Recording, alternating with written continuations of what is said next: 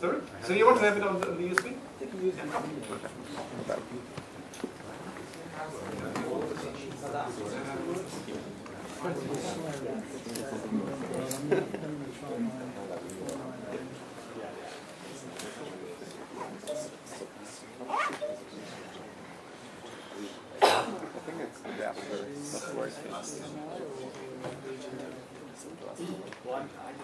This is not a fault of the Mac. It's a fault of the keyboard.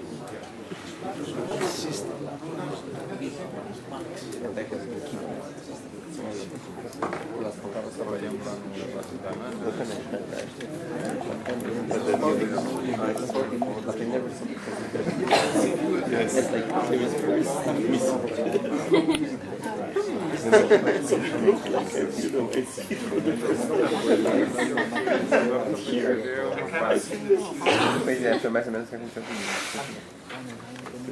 O meu tá aqui, ó. Aqui também, depois eu mexer. Tem mais ativo, né? Aqui,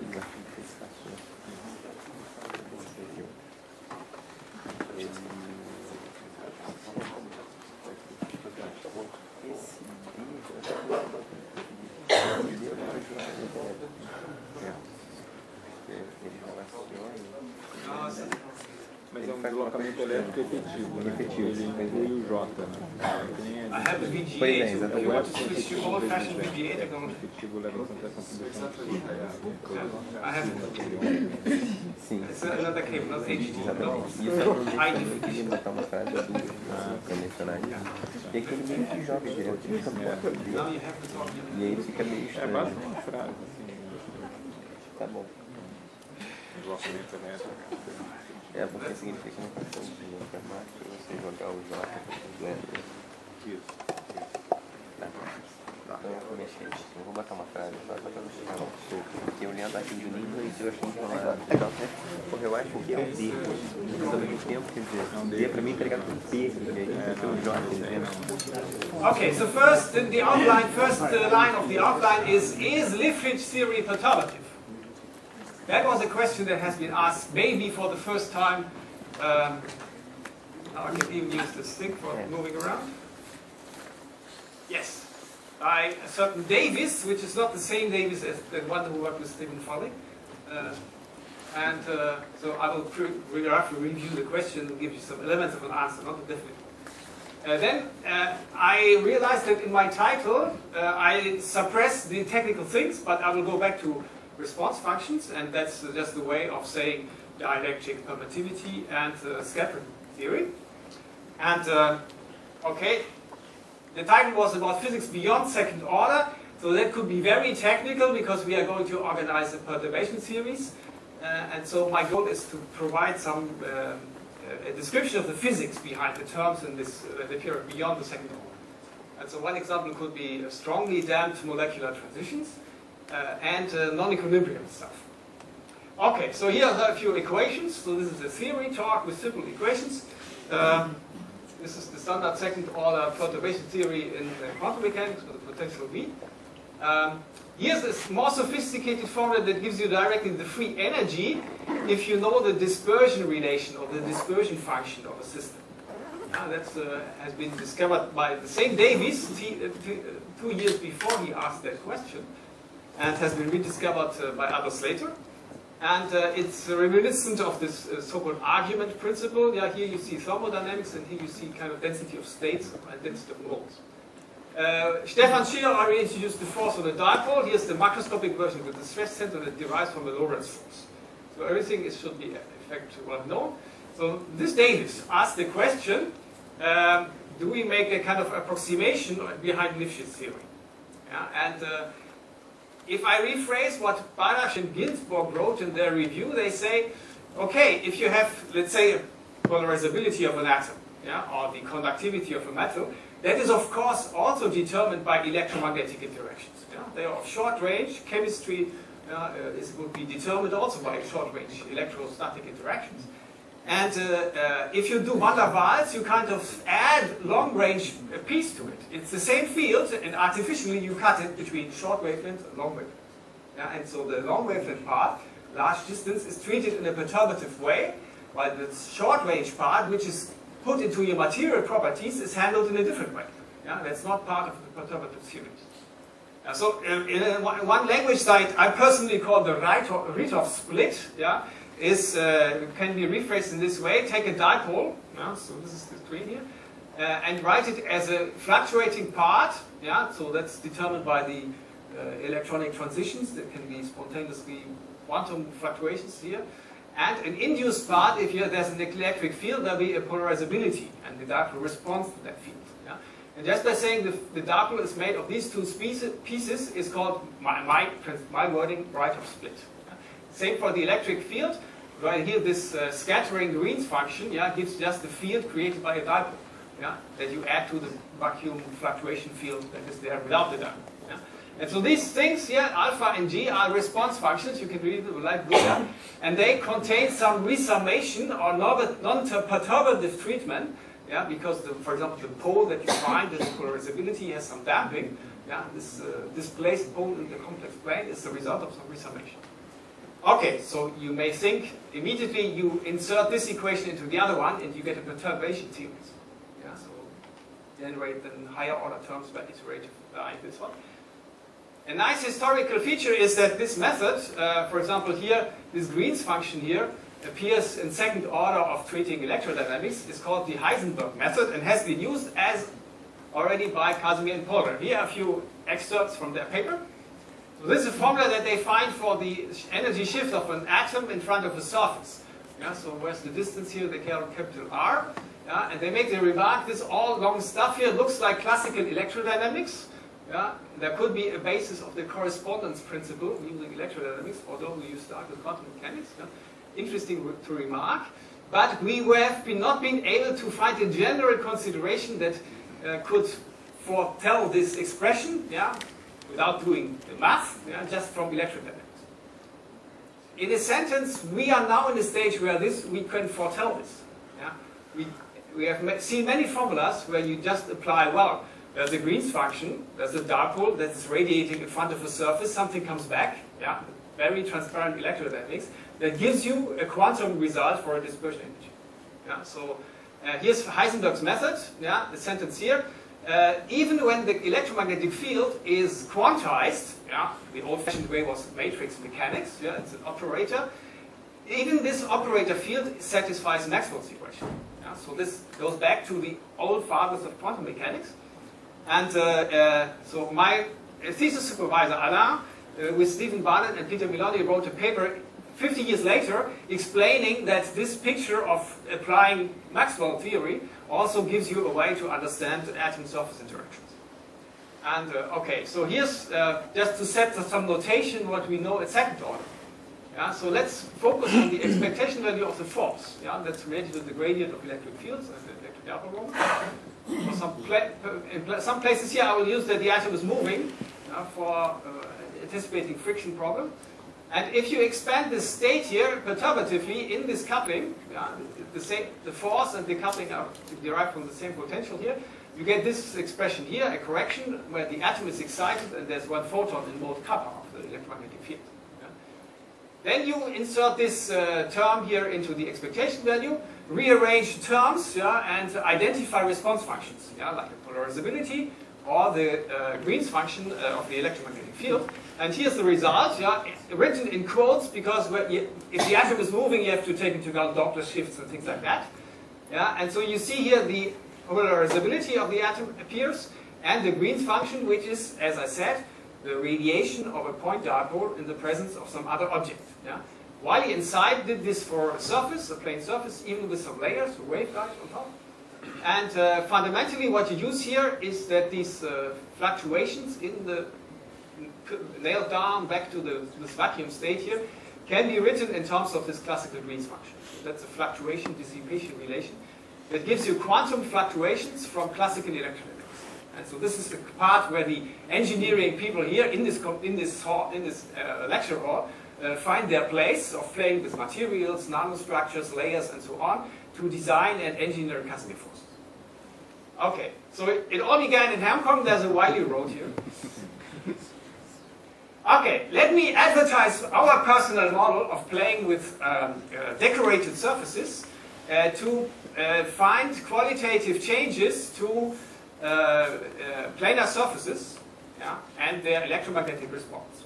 You have heard the discussion about plasma versus Drude. You have maybe remembered that the magnetic fields, or the TE polarization, plays an important role in that discussion. How do they reflect from a surface? And so here's a model where you see that that can depend a lot of what happens at the surface. Yeah? So this is a model where you induce, in addition to currents that live in the bulk, and an extra contribution of a surface current. Yeah? It's a macroscopic description where the surface current is just a sheet. Yeah? It's similar to related to this anisotropic graphene, the polarizability. And so here's an equation of motion for the surface current, and the funny feature here is where there's some conductivity, some drift terms, it's a kind of drag force. If there's a current below, it is dragging on the charges that are living on the surface. Yeah? So there's a parameter here that connects the two. Yeah? So that this could describe rough scattering, rough surface scattering, or electronic states that live on the surface. Electromagnetic boundary condition, now you have a tangential field of the magnetic field, the component of the magnetic field which is not continuous, which jumps. Yeah? And lo and behold, here's the standard reflection coefficient in TE polarization, here's a correction. Here are the numbers for the imaginary part, this is the standard Fresnel formula. Yeah? And if you add the surface current with some arbitrarily chosen parameters, which are not completely crazy, you can boost a lot, yeah, this imaginary part, which could be a surface magnetic density of states. Yeah, so here's a way of playing with a surface. The surface has a response which is different from the bulk, yeah, and to change the magnetic properties and maybe explain some things related to measurements of van der Waals forces. So let me check the time. Okay, I forgot when I started. Yes, we had this talk by Francesco on forces on a moving atom. I want to add one physics element to this description, which is the word Cherenkov. Yeah, this Russian, Ukrainian physicist, yeah, never writing with the Czech V on top, he's Ukrainian. That's not part of the Ukrainian alphabet. Is Ukrainian? Sorry? There are many Ukrainians now. Is Ukraine? I don't know. That's from 1930 roughly. Yeah. Okay. So that was maybe part of the Soviet Union at that time. Yeah? And so Tamm and Ginsburg were the theorists who explained that force. Yeah. And the interpretation was the following: if you look, into this perturbation theories of the state here, there's a denominator. Yeah. And if now the atom is moving and this Doppler shift here is written out is so huge that here you get 0. Yeah, then this thing will explode. Yeah? It's a kind of spontaneous creation of a photon joined with an excitation of the atom. It looks completely crazy, but if this works out, yeah, it doesn't cost any energy. Yeah? And this, of course, you need a Doppler shift that is so huge that it changes the sign of the frequency. Yeah? That's called the anomalous Doppler shift by Tamm and Frank and Ginsburg. Yeah? It never happens in free space. It may happen in a medium if you exceed the velocity c over n with the index. Yeah? And it happens near metallic surfaces where the frequencies are fixed roughly by the surface plasmon frequency, and the k vector are roughly set by the distance due to electrostatics. Yeah? And so these two combinations here can, with sufficiently large velocities, can realize this resonance condition.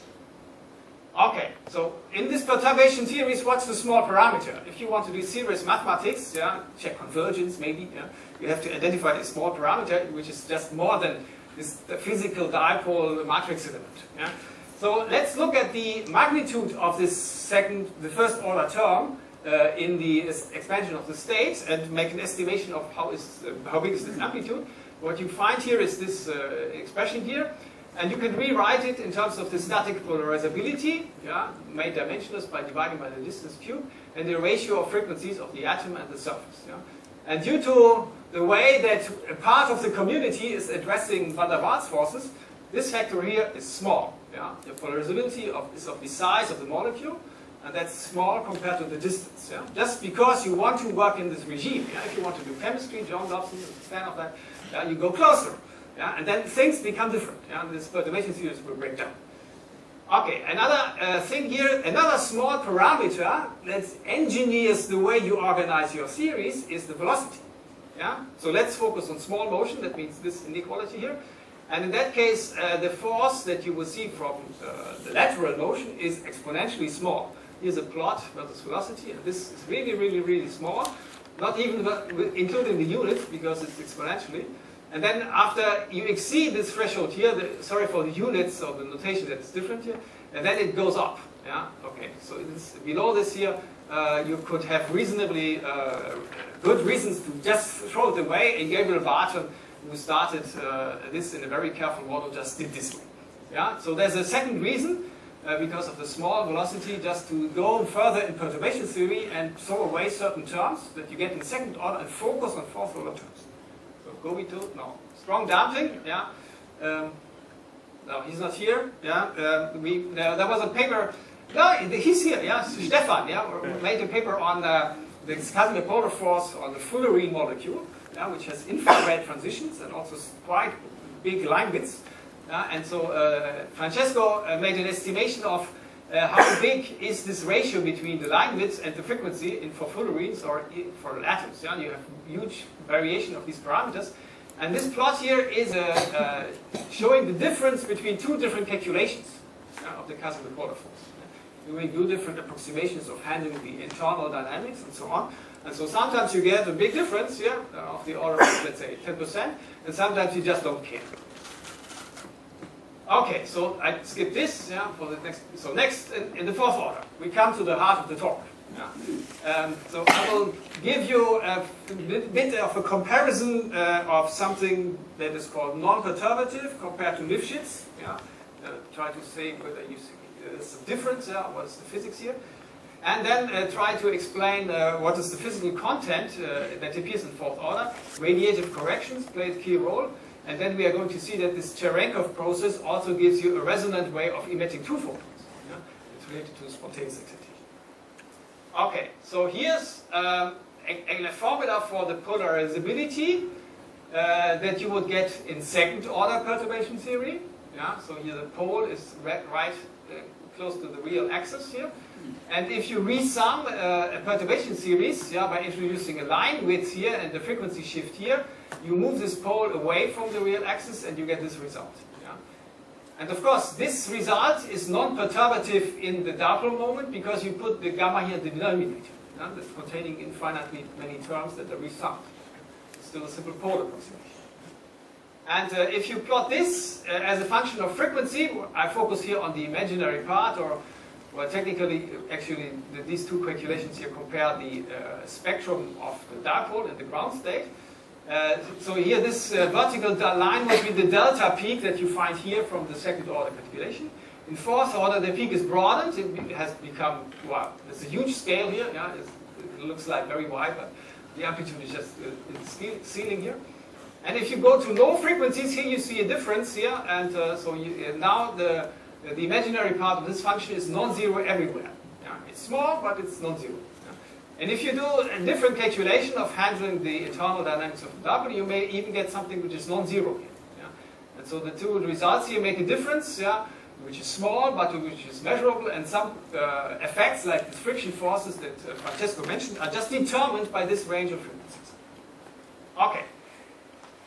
How would Lifshitz theory fit into this picture? Yeah? So here's an expression that Francesco mentioned, where you have the Casimir polar force written in terms of a polarizability and the Green's function that are now claimed to be exact.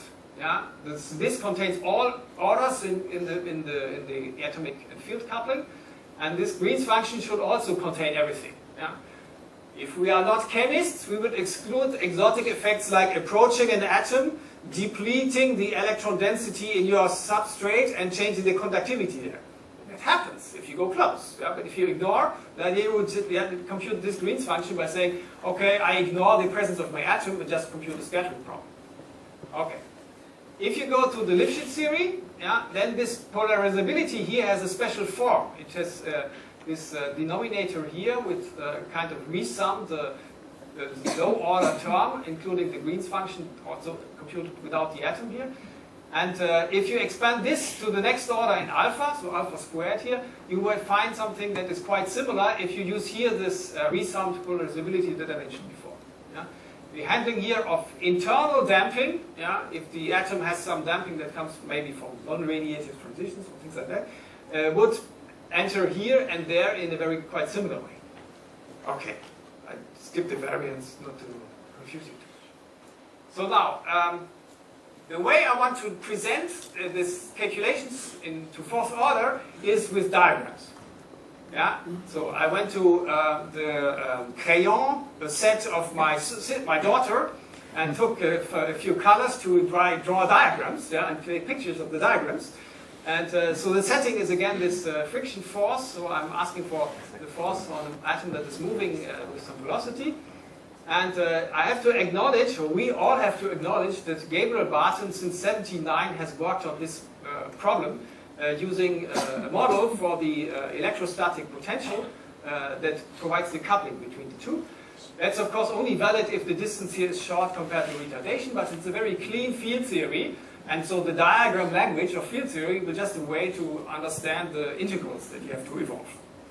Well, is this no? Okay, so here's a picture drawn with the crayons for my daughter. So this is not the hat or the hidden snake or elephant from the Little Prince, but this is a representation of the density of modes of this electrostatic potential. Yeah? So this is the energy here, of course. Yeah? Here's the density of modes. It has a peak around the frequency of the surface plasmon, but the peak is very wide, yeah? Because typically metals have a big, huge damping, and so this width is important. Here's the excited state, here's the ground state. Yeah? Field theory, what is the bare vertex of this theory? Yeah? Very simple. You start with the ground state, you apply once the electric dipole coupling, you excite the atom, and you create a photon. Yeah? Because there was no photon there before, yeah? So this is the bare vertex. The photon could come from the other side and then be absorbed. That would be more intuitively, but in the field theory, both processes have at the vertex the same amplitude. I should mention here, yeah, so if you say ground state has zero frequency, zero energy, the mode density here extends into the negative range. That is because I plotted this in the frame moving with the atom. Yeah? There, this anomalous Doppler shift, yeah, gives you sometimes negative frequencies. Yeah? So these photons here are even accessible from the ground state, yeah, without changing any energy, but not directly, because if you apply this bare vertex, you first excite the atom, yeah? And then you're here. You have indeed changed the energy. Okay, so let's look at the other diagrams. Yeah? No, at the atom field state. Yeah? So here's the diagrammatic expansion of the state. Formally, this this time-ordered exponential. In the first order, the same diagram that you have seen before, you could say this is the spontaneous excitation of the atom. Yeah? Very crazy process. Yeah? But if the Doppler shift is indeed anomalous, it happens with some probability. And you can work out the corresponding rate. I have a plot in a few slides. In the second order, you can have two photon emission. Yeah? And you can have a closed one-loop diagram, which would be called a radiative correction. Yeah? So the ground state acquires typically an energy shift, so that's the one-loop diagram for the lamp shift, modified by the surface, including also some imaginary part, a complex self-energy, yeah? Because this process here has a very small resonant piece. Okay, so here's the third order part. Yeah, you can insert this diagram into the line of before the first vertex. Yeah, so that's the standard thing in third order. This diagram could be called addressed vertex. Yeah, that's like the G-2 diagram in QED. And here you would say, okay, now this piece here, atom excited, is splitting a photon. Yeah, that's a resonant process. And so if this is the whole vertex, yeah, you change the atom field interaction, yeah, by this kind of virtual line that is connecting the two. This is a free photon emission. Okay, so these diagrams are useful to evaluate the expectation value of the force, yeah, by using this standard formula here. And so that's our version of computing this force. Yeah, Barton in his paper did it differently. And so essentially, so these details can be found here.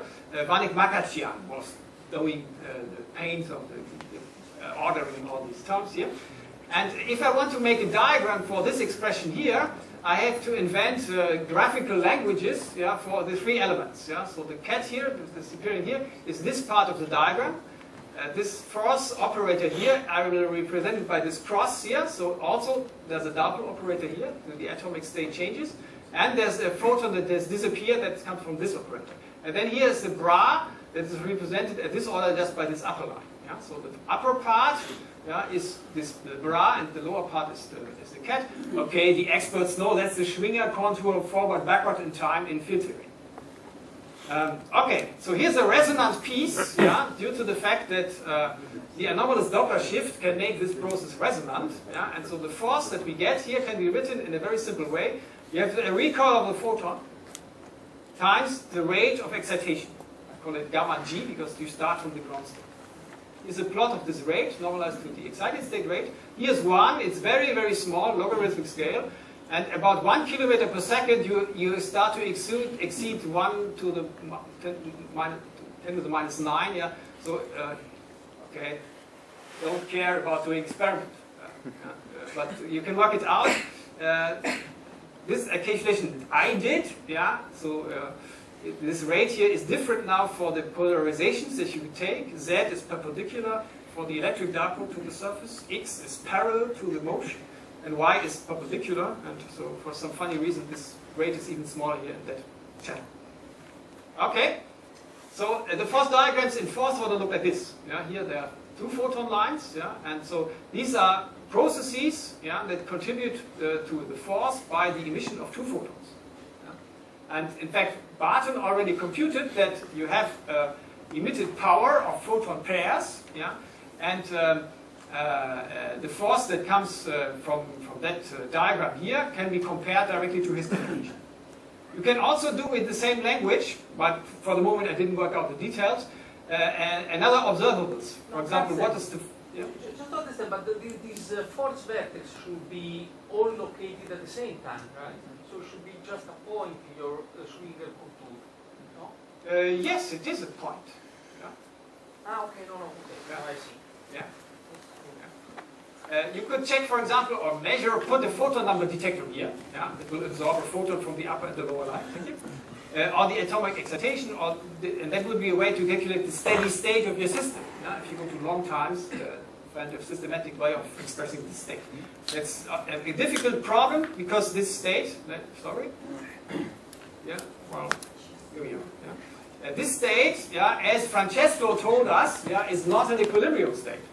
It's a state where you are continuously generating photons that somehow must be handled. In the most naive way, we would say they will be absorbed by the surface. So the surface is like taking a big bath. And although there are photons emitted into the surface, you won't change the state of the surface. You will still say that's the vacuum state. But it can be wrong. And people do radiative heating, just do the opposite. They would say the absorption changes the temperature of my surface locally. Okay, so what do I have here? It all began not in Hong Kong, but in China. That's a fun list. Borges is a Spanish, maybe Argentina. Argentina. Diego. So there's a list of 14 categories of animals. For the funny, I wrote it in French. And here's a kind of 14 categories of Casimir effects. Find your favorite animal of Casimir in this list. I have big fun just collecting ideas from different people and giving talks here. Okay, I'm at the end. So this Casimir polar force can be in error if your line widths are long, wide, sorry. This ratio here is big. And you have to be careful how to compute this polarizability and this dipole spectrum here. I mentioned this fluctuation-dissipation relation, and it's a funny observation that in some part of our community we use this relation in reverse. We reverse engineer it. Usually in field theory, you say, I'm interested in the linear response, and you don't want to calculate perturbation theory. Okay, you do perturbation theory, but you don't want to apply a field, but you go to equilibrium and compute correlation functions there. That's what we call the fluctuation part of the formula. And then you use Poumon, linear response, and you get the linear response, dissipation, and so on. In fluctuation electrodynamics a la Ritov, we do it the other way around. We pretend that we know a linear response. Yeah, through the model, whatever, polarizability, yeah, and then we use this relation to predict the fluctuation spectrum. Yeah, it's the other way around. Yeah?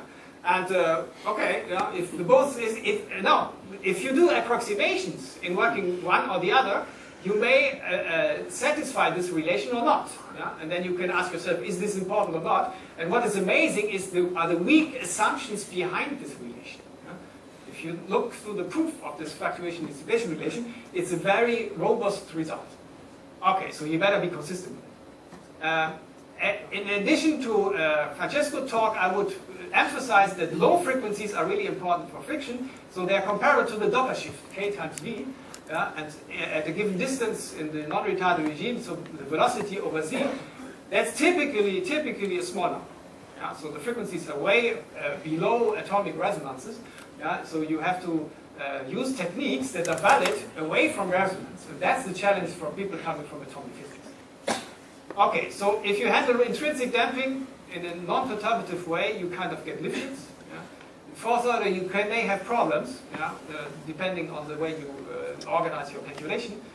And these stationary states that are creating excitations continuously are very interesting. Yeah? So my first reference is Klein. That's the paradox of creation electron-positron pairs at the step potential. Yeah. Yeah, so you leave this potential step alone, and it is splitting electron-positron pairs. Yeah. So Fulling und de Wit made this for a moving detector, and Hawking told us that at the horizon of black holes, similar things happen. All these are examples of ground states of a field theory that are getting unstable once you perturb it. Yeah? And so then you have to find rules how to handle that. Yeah? So using a temperature may be not the optimal way. It may be efficient but not accurate enough. Yeah? So thank you.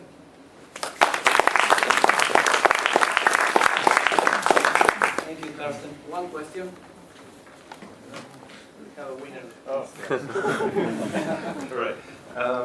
I'm interested in this relation between the Lifshitz resummation and the pole. Yeah. So basically, you want to have the two formulas? Yeah. Yeah, exactly. So when you do this Lifshitz resummation, which is basically just multiple scattering of the atom, so do you get the exact same pole in the polarizability, or do you only get the frequency shift, or only the rate? Let me think. Francesco wrote this down very clearly. So if you work out this expression here, you can write it in this way. Yeah? So the gradient here appears like the gradient of this object here, yeah, with some logarithm, maybe that we have to expand. And you get an expression here for the polarizability that contains radiative frequency shifts and radiative losses. Yeah? So since these are determined indeed by the Green's function, at this order you are right. At this order of the resummed polarizability. Okay, thanks, Carsten. Thank you.